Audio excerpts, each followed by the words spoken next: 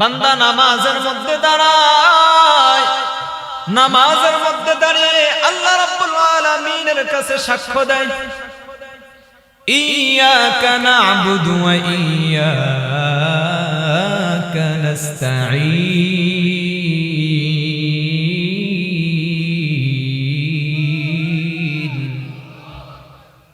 বান্দা নামাজের মধ্যে দাঁড়ায় দাঁড়ায় সাক্ষ্য দেয়, ইয়্যাকা না'বুদু, হে রব্বে করিম, আমরা আপনারই ইবাদত করি, ওয়া ইয়্যাকা নাস্তাঈন, এবং আমরা আপনার কাছে সাহায্য প্রার্থনা করি। বান্দা সাহায্য চাই কার কাছে? বলেন, বান্দা ইবাদত করে কার? বান্দা সাহায্য চায় কার কাছে? আল্লাহ ছাড়া অন্য কারো কাছে সাহায্য চাওয়া যাবে? যাবে। কিন্তু কিছু আহমক মার্কা মুসলমান আছে, কিছু অবুঝ মুসলমান আছে, যারা আল্লাহ ব্যতীত অন্য কারো কাছে গিয়ে সাহায্য প্রার্থনা করে, আছে না নাই? এমন কিছু মানুষ আছে যারা মাজারের মধ্যে গিয়ে বাবার কাছে চায়, আছে না নাই?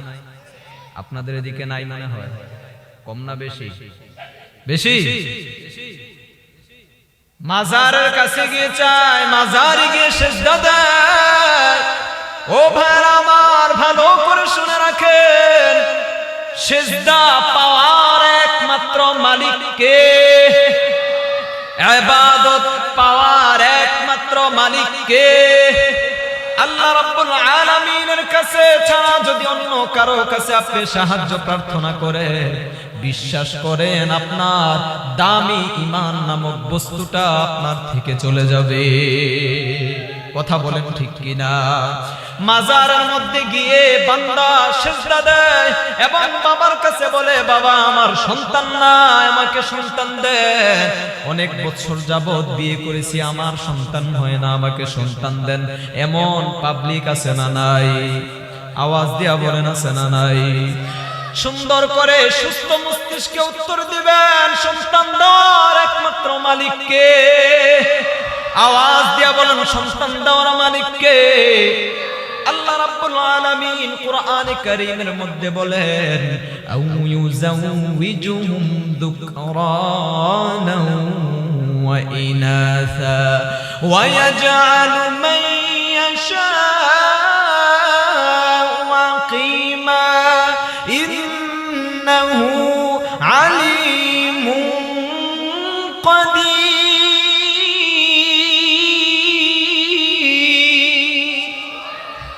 আল্লাহ রাব্বুল আলামিন বলে, ও আমার বান্দা, আমি চাইলে কাউকে পুত্র সন্তান দান করি, আবার যদি আমি চাই কাউকে মেয়ে সন্তান দান করি। আমি আল্লাহ রাব্বুল আলামিনের ইচ্ছা, আমি কাউকে পুত্র সন্তান এবং মেয়ে সন্তান উভয়টাই দান করি। আবার আমার আল্লাহ রাব্বুল আলামিন আমার একান্ত ইচ্ছা, আমি কাউকে কোনো সন্তান না দিয়ে তাকে পরীক্ষা করি। কথাটা কার? কথা বলেন কার? আল্লাহ রাব্বুল আলামিন কোরআনে কারীমের মধ্যে স্পষ্ট ভাবে বলেছেন যে সন্তান দেওয়ার একমাত্র মালিক আমি আল্লাহ। তুই কেন বান্দা, তুই কেন বাবার কাছে গিয়ে সন্তান চাও? সন্তান বাবার কাছে চাওয়া যাবে? আওয়াজ দিয়ে বলেন, বাবার কাছে সন্তান চাওয়া যাবে? সন্তান যদি আল্লাহ দেয় আলহামদুলিল্লাহ, যদি না দেয় তাও আলহামদুলিল্লাহ। অনেক মানুষ আছে যদি পুত্র সন্তান হয় আলহামদুলিল্লাহ বলে, আবার যদি মেয়ে সন্তান হয় মুখটা বেজার করে। আসতে বললেন দেখি। এমন মানুষ আছে যারা মেয়ে সন্তান হইলে তারা মুখ বেজার করে, আবার স্ত্রীর উপর রাগ করে, শ্বশুর বাড়ির উপর রাগ করে। আছে না নাই? আছে না নাই? ভাইরা আমার, আপনার স্ত্রী, আপনার শ্বশুর বাড়ির লোকজন তো আপনার ওয়াইফের পেটের মধ্যে মেয়ে সন্তান দেয় নাই। কি বলেন? কথা বলেন ঠিক কিনা? স্ত্রীর কোনো হাত আছে এখানে? আল্লাহ রাব্বুল আলামিন নিজেই তো বলেছেন, আমি চাইলে কাউকে পুত্র সন্তান দেই, আবার চাইলে কাউকে মেয়ে সন্তান দেই। আল্লাহ রাব্বুল আলামিনের ইচ্ছা যে তাকে মেয়ে সন্তান দান করেছেন, আপনি কেমন বান্দা হইলেন যে আল্লাহর নেয়ামত পেয়েও আপনি নাশুকরিয়া করে আপনি মন খারাপ করলেন।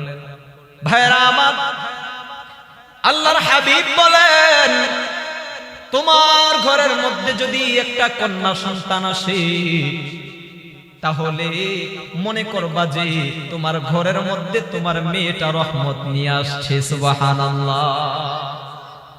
ভাইরা আমার, ইসলামের মধ্যে, কোরআনের মধ্যে, হাদিসের মধ্যে বাবার চাইতে মায়ের মর্যাদা বেশি করেছেন। সুবহানাল্লাহ। এমন মর্যাদা সম্পূর্ণ মা মেয়ে পেয়ে কেন আপনি বোকার মতো, আহমকের মতো আপনি মন খারাপ করেন? ভাইরা আমার, এই জন্য আওয়াজ দিয়া বলবেন, কথা যদি বুঝে থাকেন বলবেন, সন্তান দেওয়ার একমাত্র মালিক কে?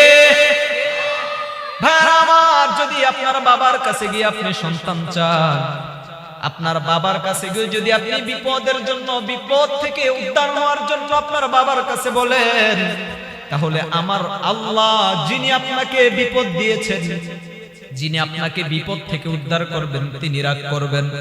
খবর নিয়ে দেখেন, যেই বাবা মাজারের মধ্যে শায়িত আছে, যেই বাবার কাছে আপনি চাচ্ছেন, খবর নিয়ে দেখেন ওই বাবা জীবিত অবস্থায় আমার আল্লাহর কাছে সন্তান চাইতো। ঠিক কিনা বলেন? যদি কোনো বিপদে পড়তো সেও আল্লাহর কাছে চাইতো। যেই ব্যক্তিটা আল্লাহর কাছে সাহায্য চাইতো, ওই ব্যক্তিটার কাছে আপনি কিভাবে গিয়ে সাহায্য চান? ভাইরা আমার, সাহায্য চাইবো একমাত্র কার কাছে? আওয়াজ দিয়া বলেন, সাহায্য চাইবো কার কাছে? এই সময় অনেক মাজার আছে, যে মাজারগুলোতে ঈমান হারা হয় মানুষ। হয় কি হয় না?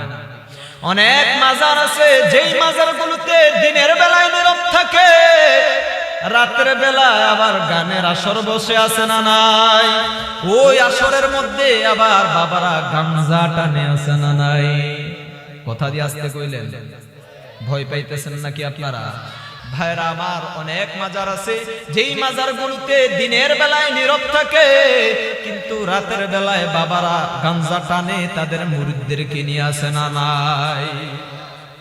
কিছু কিছু মাজারের মধ্যে গান গায়, তারা বলে, কিরামান কাতিবিন রোজ হাশরের দিন, কিরামান কাতিবিন রোজ হাশরের দিন, আল্লাহর দরবারে যদি করে অভিযোগ, আমি বলবো দুনিয়ায় ছিলাম খাজা বাবার লোক, আমি বলবো দুনিয়ায় ছিলাম মানিকগঞ্জের লোক। নাউজুবিল্লাহ বলেন।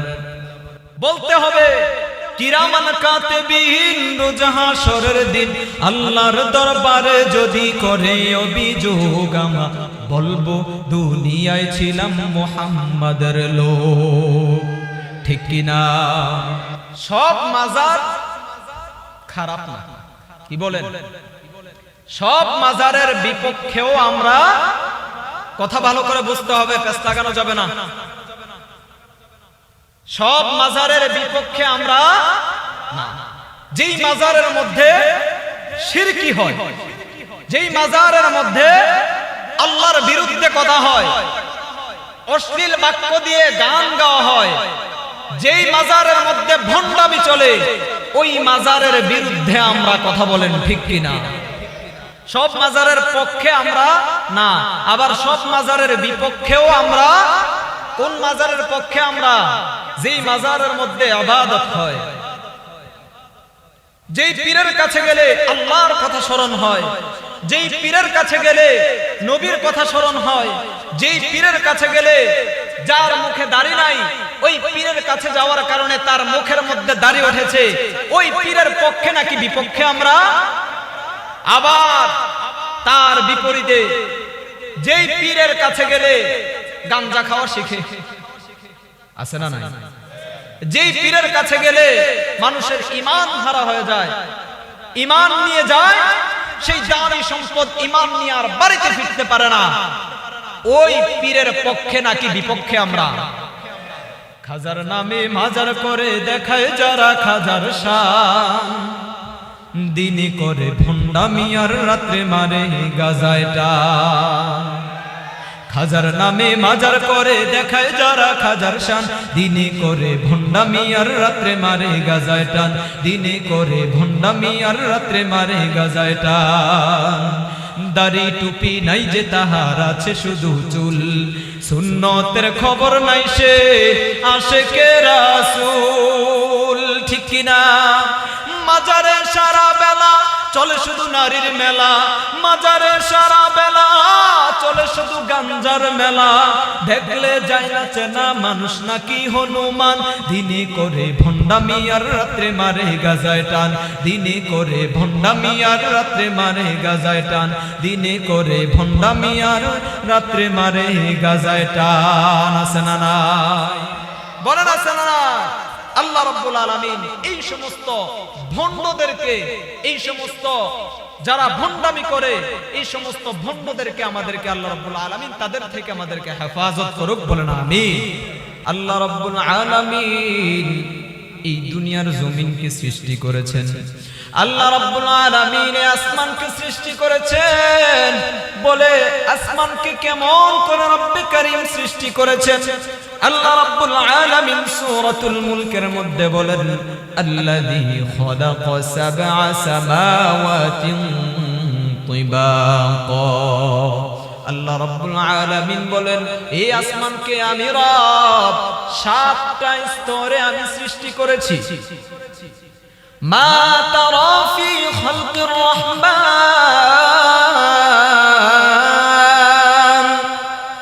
আল্লাহ রাব্বুল আলামিন বলে, ও আমার বান্দা, এই আসমানটাকে আমি 7টা স্তরে আমি সৃষ্টি করেছি। আসমানের দিকে তাকায় দেখো, আসমানের মধ্যে তাকায় দেখো কোন ছিদ্র আছে নাকি? আসমানের দিকে তাকায় দেখো কোন ফাটল আছে নাকি? আসমানের দিকে তাকায় দেখো কোন দিকে বাঁকাতেরা আছে নাকি? আছে নাকি বলেন? আল্লাহ রাব্বুল আলামিন বলে, তোমরা বার তাকাও, আসমান এই সৃষ্টি করেছি, এই সৃষ্টির মধ্যে কোন ভুল দেখতে পাও নাকি? রব্বে কারীম বলে, তোমরা যতবার এই আসমানের দিকে তাকাইবা কোন ভুল ধরতে পারবা না, তোমাদের চক্ষু আবার তোমাদের দিকে ফিরে আসবে। ভাইরা আমার, আল্লাহ রাব্বুল আলামিন এই আসমানটাকে, এত বড় বিশাল আসমানটাকে রব্বে কারীম খুঁটিবিহীন সুন্দরভাবে সাজিয়ে রেখেছেন। একটা বিল্ডিং যখন দিতে যাবেন কয়েক শত স্কয়ার ফিটের, মিস্ত্রি যখন কাজ করবে নিচে খুঁটি দিতে হয় কি হয় না? একটা নাকি অনেকগুলো? ছোট্ট একটা ছাদ দিবে, অনেকগুলো খুঁটি নিচে দেয়, তারপর রড দেয়, সিমেন্ট দেয়, বালু দেয়, কত কিছু দেয়। যখন ছাদটা কমপ্লিট করে বাড়ির মালিক ইঞ্জিনিয়ার সাহেবকে এনে আবার যাচাই বাছাই করে, দেখেন ইঞ্জিনিয়ার সাহেব, আমার ছাদটা তো মিস্ত্রি ঢালাই দিছে, দেখেন এখানে কোনো খুঁত পাওয়া যায় নাকি, কোনো দোষ বা ভুল ত্রুটি পাওয়া যায় নাকি? ওই ইঞ্জিনিয়ার সাহেব এসে অনেক ধরনের ভুল ধরে কথা বলেন, ঠিক কিনা? বলে এদিক দিয়ে তো বাঁকা, এদিক দিয়ে আর কলামটা এভাবে না ওইভাবে হওয়ার উচিত ছিল, এই দিক দিয়ে আর ফিনিশিংটা হয় নাই, এই দিক দিয়ে যে সিমেন্টটা লাগাইছেন সিমেন্টটা তো এখনই সাদা হয়ে গেছে, কয়দিন পরে এটা ভেঙে পড়ে যাবে। এটা তো এদিক দিয়ে ভুল হয়েছে, ওই দিক দিয়ে ভুল হয়েছে, এমন ভুল ধরে কি ধরে না? এত ছোট্ট একটা ছাদ যখন মিস্ত্রি সাহেব বানায়, বানানোর পর ইঞ্জিনিয়ার সাহেব এসে অনেক ধরনের ভুল ধরে, কিন্তু রব্বে কারীম কত বড় একটি আসমান রব্বে কারীম সৃষ্টি করেছেন। একবার চিন্তা করে দেখেন, 1 বছর নয়, 2 বছর নয়, হাজার হাজার বছরে আসমানটা একই ভাবে আছে, কোনোদিন কোনো ফাটল ধরে নাই, ঠিক কিনা? এটাই হচ্ছে আপনার আমার প্রভুর সৃষ্টি। বলেন সুবহানাল্লাহ, আওয়াজ দিয়ে বলেন সুবহানাল্লাহ। এমন রবের বান্দা হতে পেরে ধামরায়ের মানুষ খুশি না বেজার? আওয়াজ দিয়ে পড়েন আলহামদুলিল্লাহ। এই দুনিয়াটা গোল নাকি সমান? বলেন, আওয়াজ দিয়ে বলেন।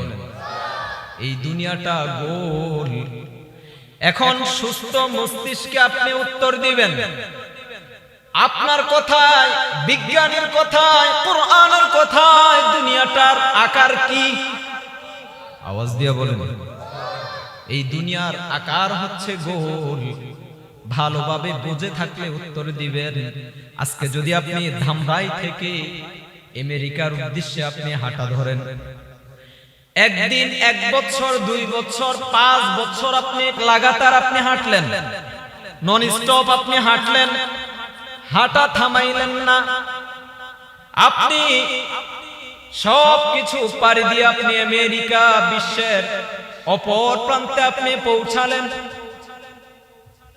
জমিনটাকে আপনি উঁচু নিচু দেখবেন নাকি সমতল দেখবেন? কথা বলেন। আচ্ছা, ফুটবলটা তো গোল নাকি? ফুটবলটা গোল। এটা যদি বড় একটা আপনাদের গ্রামের সমান যদি একটা ফুটবল বানায় কেউ, এটা দেখি হেঁটে যাওয়া সম্ভব? এটা কি সমতল? কিন্তু বিজ্ঞানিকরা বলে দুনিয়াটা গোল আকারের। কোরআন বলে, হাদিস বলে দুনিয়াটা গোল আকারের। কিন্তু আপনি যতই হাঁটেন না কেন, কোনদিন কোন ঢালু পাবেন না যে সামনে আপনি গেলেই পড়ে যাবেন। এমন ঢাল আছে নাকি? যতটুকু ঢাল হওয়ার কথা অতটুকু ঢাল আছে নাকি? রব্বে কারীম তার বান্দারা এমন ঢাল যদি দিয়ে দেয়, বান্দা বসবাস করতে পারবে না, বান্দা ইবাদত করতে পারবে না, বান্দা থাকতে পারবে না। এই জন্য রব্বে কারীম দুনিয়ার জমিনটাকে রব্বে কারীম খুঁটি দিয়ে, পেরেক দিয়ে এটাকে স্থির করে রেখেছেন। এই দুনিয়ার জমিনটা রব্বে কারীম সৃষ্টি করেছেন। এই দুনিয়ার জমিনটা আছে ভাসমান পানির উপর। রব্বে কারীম বলেন, এই দুনিয়ার জমিনটাকে আমি স্থির রেখেছি পাহাড় নামক বড় বড় পেরেক দিয়ে মেরে। পানির মধ্যে যখন নৌকাগুলো ভাসমান থাকে, তখন নৌকাগুলো কি স্থির থাকে নাকি ঝুলতে থাকে? কথা বলেন, ঝুলতে থাকে কিনা? গতকালকে আমি সেন্ট মার্টিন থেকে আসলাম, কক্সবাজার আসলাম। আজকে আমি আপনাদের মাহফিলে প্লেনের সাহায্যে আমি আজকে আপনাদের মাহফিলে আসলাম। ওই সেন্ট মার্টিন যখন যাই, দেখলাম সাগরের মধ্যে এমন বড় বড় ঢেউ, ছোট্ট ছোট্ট ডিঙ্গি নৌকাগুলো, জেলেরা মাছ ধরতে যায়, তাদের নৌকাগুলো এভাবে ঢেউয়ের সাথে এভাবে ঝুলতেই থাকে। মনে হয় এই যেন ডুবে যাবে, এই যেন নৌকাটা ডুবে যাবে। বড় বড় বিশাল বিশাল ঢেউয়ের মধ্যে, যে জায়গার মধ্যে শিপগুলো স্থির থাকতে পারে না, এত বড় শিপগুলো পর্যন্ত স্থির থাকতে পারে না, ঢেউয়ের কারণে শিপগুলো ঝুলতে থাকে। ভাইরা আমার, এত বড় দুনিয়া, এত বড় জমিন, কোনদিন কি আপনি উপলব্ধি করেছেন এভাবে করে ঝুলছে, হেলছে, ঝুলছে? উপলব্ধি করেছেন? আল্লাহ রাব্বুল আলামিন পাহাড় নামক পেরেক দিয়ে রব্বে কারীম খোঁটা মেরে এই দুনিয়ার জমিনটাকে স্থির করে রেখেছেন। বলে কেন স্থির করে রেখেছেন? বান্দা আমার ইবাদত করবে, বান্দা আমার কোরআনে কারীম তিলাওয়াত করবে, বান্দা আমাকে ডাকবে, বান্দা তাহাজ্জুদ নামাজ পড়বে, বান্দা আমার ইবাদত করবে। ইবাদতের জন্য কোনো বিঘ্নতা না ঘটে, এই জন্য রব্বে কারীম দুনিয়ার জমিনটাকে এমন স্থির রেখেছে। বলেন সুবহানাল্লাহ। ভাইরা আমার, এমন প্রভু পেয়ে আমরা খুশি না বেজার? আওয়াজ দিয়া বলেন, খুশি না বেজার? পড়ি আলহামদুলিল্লাহ।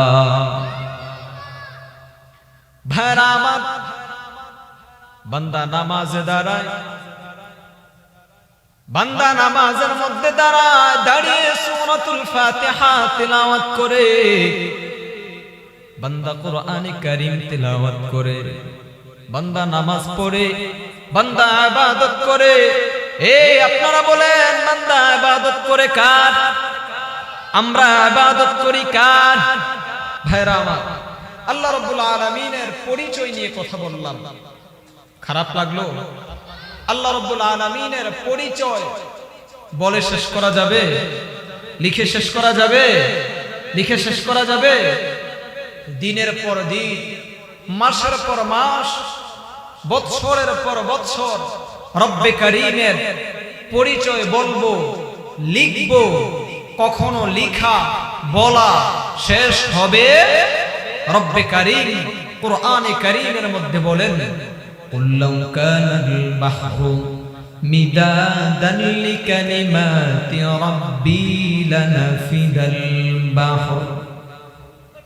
আল্লাহ রাব্বুল আলামিন বলেন, সাগরের মধ্যে যত জল আছে, দুনিয়ার জমিনের মধ্যে যত গাছ আছে, ওই সমস্ত গাছগুলোকে যদি কলম বানানো হয়, সাগর নদীর সমস্ত পানিগুলোকে যদি কালি বানানো হয়, যদি রবের পরিচয়, রবের বর্ণনা যদি লেখা হয়, ওই গাছ নামক কলম শেষ হয়ে যাবে, ওই সাগরের পানি নামক কালি শেষ হয়ে যাবে, আমার প্রভুর পরিচয় কখনো শেষ হবে না। সুবহানাল্লাহ।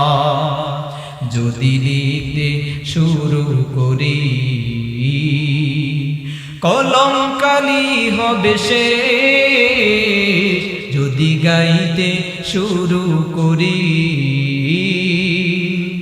হৃদয়ের সুর হবে শেষ, তবু ফুরাবে না তোমার প্রশংসারে, তবু ফুরাবে না তোমার প্রশংসারে, যদি লিখতে শুরু করি,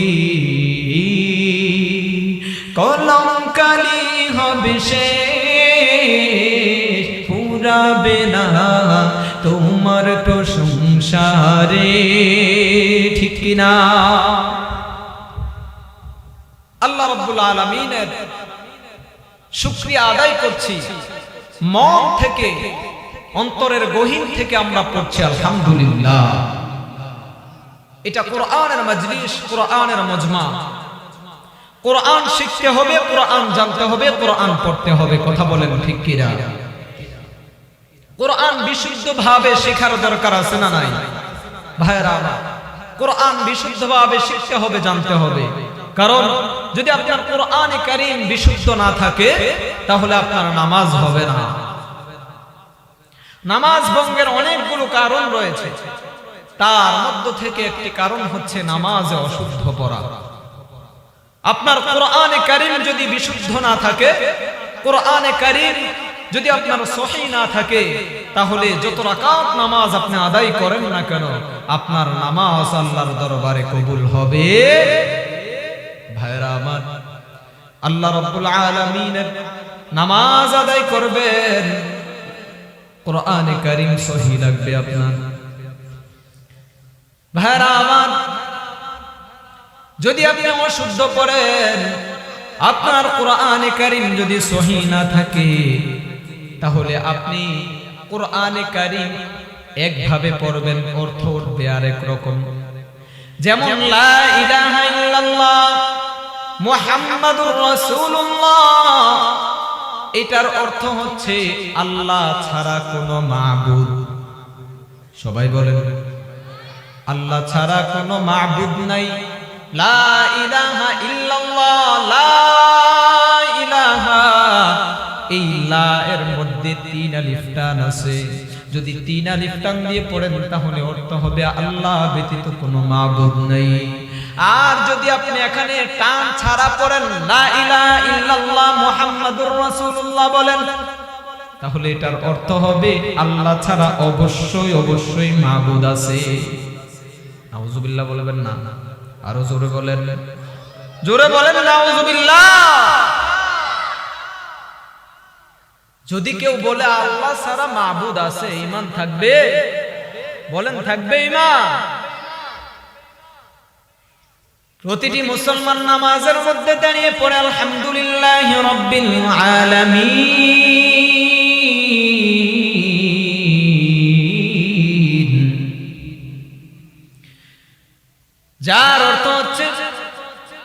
অর্থ জানেন নাকি আপনারা? বলেন তো অর্থ কি? আলহামদুলিল্লাহি রাব্বিল আলামিন, সমস্ত প্রশংসার একমাত্র মালিক কে? আওয়াজ দিয়ে বলেন কে? যখন আপনি পড়বেন আলহামদুলিল্লাহি রাব্বিল আলামিন, অর্থ হবে সমস্ত প্রশংসার মালিক আল্লাহ। আর আলহামদু এই হায় হত্তির জায়গায় যদি আপনি বলেন আলহামদুলিল্লাহি রাব্বিল আলামিন, অর্থ হবে সমস্ত অপ্রশংসা, সমস্ত নিন্দা আল্লাহর জন্য। নাউজুবিল্লাহ বলবেন না? জোরে বলেন নাউজুবিল্লাহ। নামাজের মধ্যে দাঁড়ায় আল্লাহর সামনে আপনি মাথা নত করে দাঁড়িয়ে যদি আপনি পড়েন সমস্ত অপ্রশংসা আল্লাহর জন্য, নামাজ হবে? এই জন্যই বলে যদি আপনার কোরআনে কারীম অশুদ্ধ থাকে তাহলে নামাজ হবে না। আপনার পাসপোর্টের মধ্যে একটা শব্দ তো দূরের কথা, একটা ওয়ার্ড ব্যতিক্রম আছে, ইমিগ্রেশন ক্রস করতে পারবেন আপনি? পারবেন আপনি? পারবেন না ভাইরা আমার। এই জন্য কোরআনে কারীম বিশুদ্ধভাবে তেলাওয়াত শিখতে হবে। কথা বলেন ঠিক কি না? আপনি শিখতে হবে, আপনার সন্তানকে শিক্ষা দিতে হবে। আবার অনেক হাফেজে কোরআনের বাবা আছে যাদের তেলাওয়াত শুদ্ধ নাই, আছে না নাই? এটা বড় লজ্জা। আপনি এমন একটা দেশের মধ্যে জন্মগ্রহণ করেছেন যেই দেশটাকে কোরআনের বিজয়ের দেশ বলা হয়, ঠিক কিনা বলেন? যেই দেশের হাফেজে কোরআনগণ বিশ্ব চ্যাম্পিয়ন হয় কোরআনের কম্পিটিশনের মাধ্যমে, ঠিক কিনা? আলহামদুলিল্লাহ, আপনাদের দোয়ায় ইন্ডিয়ায় অনেকগুলো মাদ্রাসায় প্রায় 20 থেকে 25টা মাদ্রাসায় মাশক করিয়েছি। তো তাদের হিফজখানার পড়ার মানের তুলনায় বাংলাদেশের হিফজখানার পড়ার মান অনেক অনেক গুণে বেশি, যার কারণে অন্যান্য দেশ থেকেও বাংলাদেশে হিফজখানায় পড়ার জন্য, হাফেজে কোরআন হওয়ার জন্য বাংলাদেশের ছাত্ররা আসে। আমার প্রতিষ্ঠানেও বিভিন্ন দেশের বাচ্চা আছে, এসে পড়ছে তারা। তো এমন একটা দেশের মধ্যে জন্মগ্রহণ করতে পেরে, কোরআনের দেশে, আলেমদের দেশে, মুসলমানদের দেশে জন্মগ্রহণ করতে পেরে আমরা খুশি না বেজার? পড়ি আলহামদুলিল্লাহ ভাইরা আমার। তো এমন কোরআনওয়ালার দেশে থেকে, হাফেজদের দেশে থেকে, বিশ্ব চ্যাম্পিয়ন হাফেজদের দেশে থেকে আপনার তিলাওয়াত অশুদ্ধ থাকবে, এর চাইতে লজ্জা আর কিছু হতে পারে না। কথা বলেন ঠিক কিনা ভাইরা আমার? আপনি চেষ্টা করলে, আপনি ইচ্ছা করলে আপনার তিলাওয়াত 1 মাসের মধ্যেই সহি হয়ে যাবে। এটা বিশ্বাস করেন আপনারা? বিশ্বাস করেন? যদি মন থেকে আপনারা চেষ্টা করেন, নিয়ত করেন, ইরাদা করেন, ইচ্ছা করেন যে 1 মাসের মধ্যেই আমি আমার কোরআনে কারীম সহি করব, অবশ্যই অবশ্যই আপনি সফল হবেন, আপনার তিলাওয়াত সহি হয়ে যাবে। ঠিক কিনা বলেন? সেই চেষ্টাটা করা যাবে না ইনশাআল্লাহ? করা যাবে না ইনশাআল্লাহ? কে কে এই চেষ্টাটা করবেন? আল্লাহকে সাক্ষী রাখেন, আল্লাহকে সাক্ষী রেখে হাত উত্তোলন করে আল্লাহকে দেখান। আল্লাহ সবার হাতকে কবুল করেন, বলেন আমিন। আসসালামু আলাইকুম ওয়া রাহমাতুল্লাহি ওয়া বারাকাতুহু।